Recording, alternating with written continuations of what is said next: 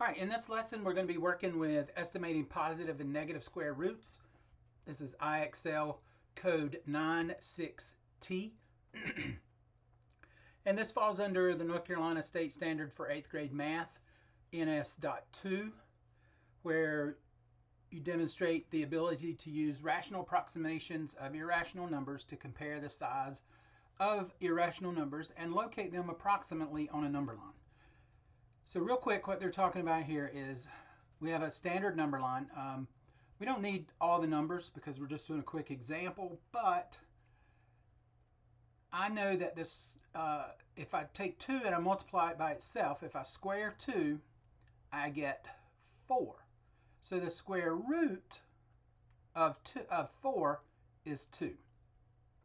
Same with 3. If I square 3, 3 times 3 is 9. So the square root, excuse me, of 9 is 3. What about the square root of, say, 6? Now, I know just because I can count to 10 that, 4, 9, so on, 6 is going to be between those two. So the value of the square root of 6 also has to fall somewhere between 2 and 3. It is not a perfect square, therefore it's going to be an irrational number, and it's going to fall somewhere between those two. Now we're just estimating. We're not calculating this to any precision at all, but if you did use a calculator to do the square root of 6, you would see that it would be 2 point something, and that falls in between 2 and 3. So let's look at some examples. So it says, which two integers is the square root of 109 between? So there are a couple ways you could do these. I would do them both ways until you get a good feel for what's going on. So I'm going to do them both ways just to show you. So we could calculate the square root of 109. I know that 10 times 10, so 10 squared is 100. Whoops, I'm sorry. Is 100, and 11 squared is 121. So I know from experience that that falls somewhere in between 10 and 11.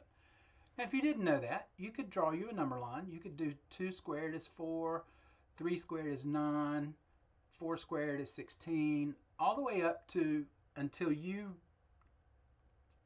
get to the point to where this falls in your number line somewhere. And that's one way to do it. So that shows us that we can figure out that the square root is somewhere between those two. Second way to do it, and in math a lot of times there are multiple ways to solve problems. As long as you use the correct rules in math, you can do things different ways. So if we know that the square root of 109 is some number squared, we could square these numbers and see if 109 falls between them. So for example, we could do 10 squared is 100, 11 squared is 121. So does 109 fall between those two? Yes, it does. All right, so just because the first one seems to work out, always look at the other ones just to make sure you read the question right and everything seems normal. So let's just jump down to the last one and do it. So 8 times 8 would be 64. 9 times 9 would be 81, and 109 does not fall in between those. So that one is not correct. This one's a little bit closer, so 11 squared would be 121, 12 squared would be 144, and again, it does not fall between those two, so it's not that one. So both ways we did that shows that that's the correct answer for this one. All right, you'll also see problems like this where they don't give you the range, you have to figure it out. It says complete the following statement and use the integers that are closest to the number in the middle. That means no decimals. Now the trick is this little guy right here. This negative sign right here is going to throw you off a little bit. So don't let it do that. Okay, don't let it do that. So the square root of 91, if we use a calculator, like I said, I'd rather you do it by hand first, but if you use a calculator, you'll get the exact answer. It's a little trickier if you do that.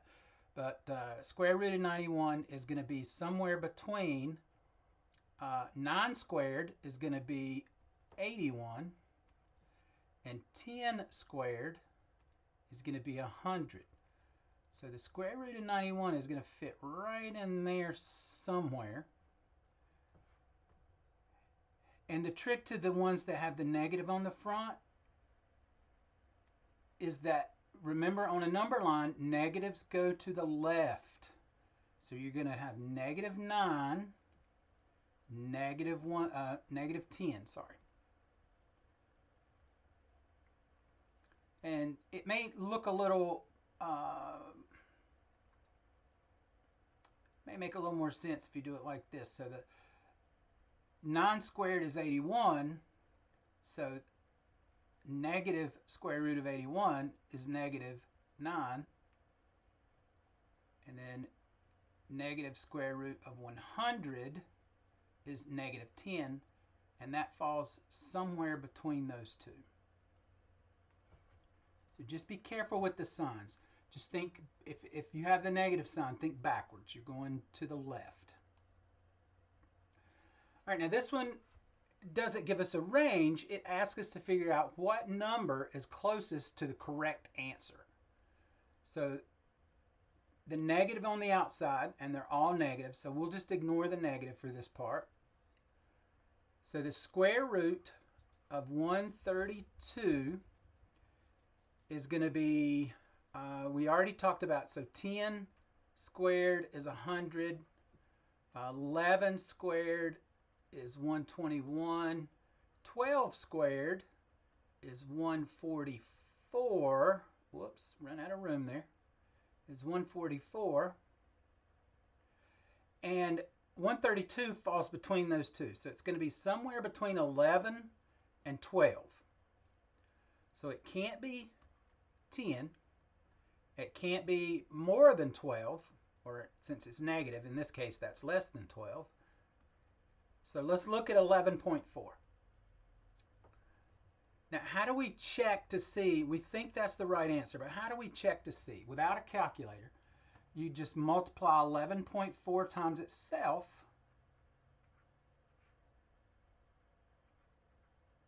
and see how close to 132 you get. Now, I know that 11 times 11 is 121.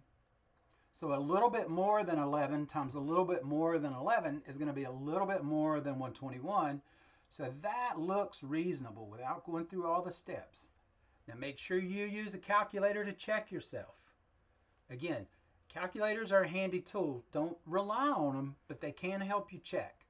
So I'm going to grab my calculator really quick, and I'm going to type that in to see what I get. Because I don't want to do it by hand, because if I make a mistake, I will look sillier than usual. So I got 129.96. So the square root of that would be 11.4, and that is pretty close. That is pretty close to 132. 12.1 is the closest, next one up is the closest one to it. So let's, if we multiplied 12.1 times 12.1, we already know that 12 times 12 is 144, so that's going to be a little more than 144, so it's going to be a lot farther away than negative 11.4.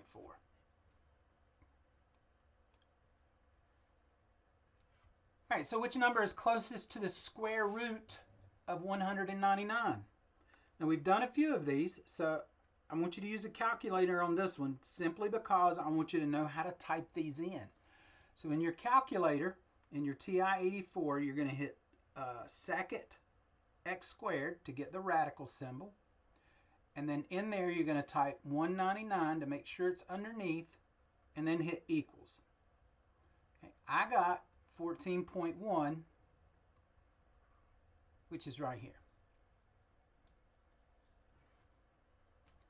So your calculator is an important tool, but you also need to know how to do it by hand as well. All right, that's it for this one.